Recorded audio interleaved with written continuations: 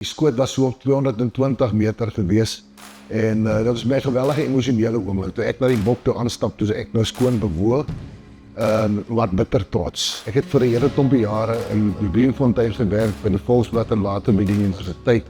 En ek dink nog steeds die Vrystaaters maak die beste wildsbors en boerewors in die land.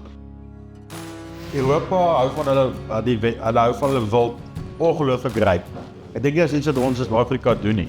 So ons hou nie van dit moet te ryp wees nie.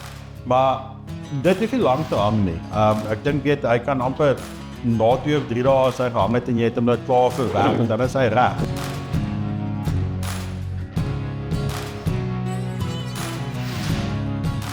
Ek het geleer jag in die Bosveld. So totdat ek in die Kaap gekom het en ek was lank in die Kaap gewees, ek het baie lank net in die Bosveld gejag En ek het so al my begin verdiep in die Italiaanse fokus en so na by hulle gaan bly. En iets wat vir my baie interessant is hoe baie die Italianers wildsvleis in 'n ragout gebruik.